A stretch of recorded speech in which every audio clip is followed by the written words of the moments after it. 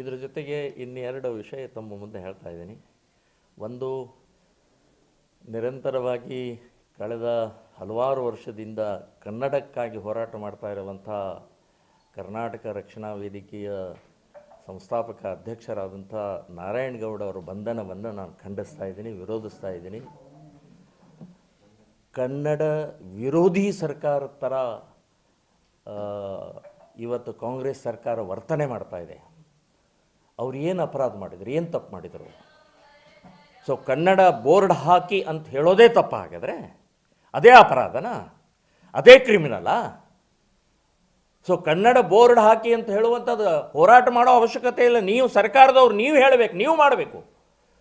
ಇವತ್ತು ಕನ್ನಡ ಕನ್ನಡ ಕನ್ನಡ ಅಂತ ಹೇಳಿ ಕನ್ನಡ ಆಡಳಿತ ಅಂತ ಹೇಳ್ಕೊಂಡು ದೊಡ್ಡದಾಗಿ ನೀವು ಬಿಂಬಿಸುವಂಥವರು ಕನ್ನಡ ಹೋರಾಟಗಾರರು ಪ್ರಾಮಾಣಿಕವಾಗಿ ಹೋರಾಟ ಮಾಡಿದರೆ ಅವರನ್ನು ಬಂಧಿಸ್ತೀರಿ, ಅವರನ್ನು ಕ್ರಿಮಿನಲ್ ಆಗಿ ನೋಡ್ಕೊಳ್ತೀರಿ, ಅವರನ್ನು ಗುಂಡಾಗಳನ್ನು ನೋಡ್ಕೊಳ್ತೀರಿ, ಪೊಲೀಸರ ಕಡೆಯಿಂದ ಅವರಿಗೆ ಲಾಠಿ ಚಾರ್ಜ್ ಮಾಡಿಸ್ತೀರಿ. ನಾಚಿಕೆ ಆಗಬೇಕು ನಿಮಗೆ.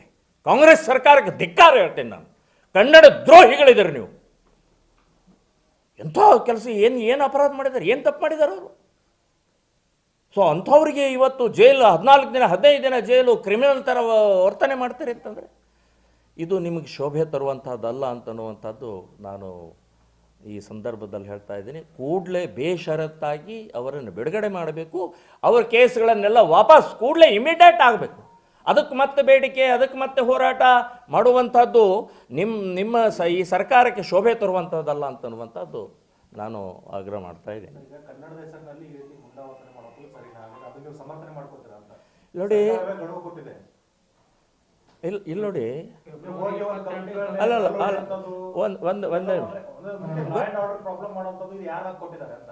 ಗೊತ್ತಾಯ್ತು, ಇಲ್ಲ ಗೊತ್ತಾಯ್ತು.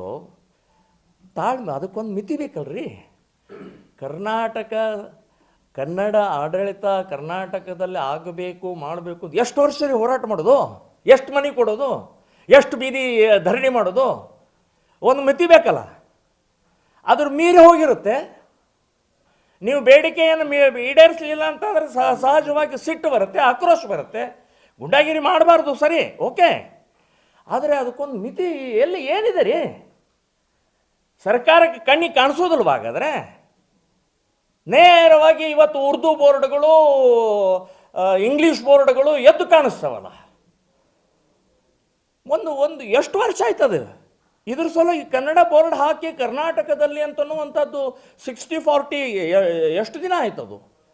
ಸೊ ಈಗಲೂ ಇನ್ನೂ ಹೋರಾಟ ಮಾಡಬೇಕು, ಇನ್ನೂ ನೀವು ಧರಣಿ ಮಾಡಿ ಕೂತ್ಕೊಳ್ಳಿ, ಉಪವಾಸ ಕೂತ್ಕೊಳ್ಳಿ, ಸಾಯಿರಿ ಅಂತಂದರೆ ಹಾಗಾದ್ರೆ ನೀವು ಕರ್ನಾಟಕ ಸರ್ಕಾರ ಏನು ಕತ್ತೆಗಾಯ್ತಾ ಇದ್ರಿ? ನಿಮ್ಮದೇ ಕೆಲಸ ಹಾಗಾದರೆ. ನಿಮ್ಮನ್ನೇ ಕೂಡಿಸಿದ್ದು ನಾವು, ಯಾಕೆ ಕೂಡಿಸಿದ್ದು ಅಂತ ಅನ್ನೋದು ನೀವೇ ಹೇಳಿ ಹಾಗಾದರೆ. ಸೊ ಗುಂಡಾಗಿರಿಗೆ ನಾನು ಒಪ್ಪೋದಿಲ್ಲ, ನೀವು ಹೇಳಿದ್ದು ಸರಿ ಇದೆ. ಆದರೆ ಅದಕ್ಕೊಂದು ತಾಳ್ಮೆ ಇದೆ, ಒಂದು ಮಿತಿ ಇದೆ, ಒಂದು ಸಮಯ ಇದೆ ಅಂತನ್ನುವಂಥದ್ದು ನಾನು ಹೇಳ್ತಾ ಇದ್ದೀನಿ. ಇನ್ನೊಂದನ್ನು ಹೇಳ್ಬಿಡ್ತೀನಿ. ಕಲ್ಲಡ್ಕ ಪ್ರಭಾಕರ ಭಟ್ರು ಶ್ರೀರಂಗಪಟ್ಟಣದಲ್ಲಿ ಮಾತನಾಡಿದ್ದು ಯಾವುದೇ ಕಾನೂನು ಬಾಹಿರ ಮಾತನಾಡಿಲ್ಲ. ಇದ್ದದ್ದನ್ನು ಹೇಳಿದ್ದಾರೆ, ವಾಸ್ತವಿಕವಾದದ್ದನ್ನು ಹೇಳಿದ್ದಾರೆ. ಸೊ ಅದನ್ನೇ ವಿವಾದಾತ್ಮಕ, ಅದನ್ನೇ ಕಾನೂನು ಬಾಹಿರ, ಅದನ್ನೇ ಪ್ರಚೋದನಕಾರಿ ಅಂತನ್ನುವಂಥ ಬಿಂಬಿಸಿ ನಜ್ಮಾ ಅನ್ನುವಂಥ ಒಬ್ಬ ಸಾಮಾಜಿಕ ಹೋರಾಟಗಾರ್ತಿ ಕೇಸ್ ಹಾಕಿದ್ದು ತಪ್ಪು. ನೀವು ವಾಸ್ತವಿಕವನ್ನು ಒಪ್ಪಿಕೊಡ್ರಿ. ಸುಮ್ಮನೆ ಈ ರೀತಿಯ ಕಾಂಗ್ರೆಸ್ ಸರ್ಕಾರ ಇದೆ ಅಂಥೇಳಿ ಹಿಂದೂ ನಾಯಕರ ಮೇಲೆ ಕೇಸ್ ಹಾಕುವುದನ್ನು ನಿಲ್ಲಿಸಿ ಕಲ್ಲಡ್ಕರ ಪ್ರಭಾಕರ ಭಟ್ರ ಮೇಲೆ ಕೇಸ್ ಹಾಕಿದ್ದನ್ನು ನಾನು ಖಂಡಿಸ್ತಾ ಇದ್ದೀನಿ, ವಿರೋಧಿಸ್ತಾ ಇದ್ದೀನಿ.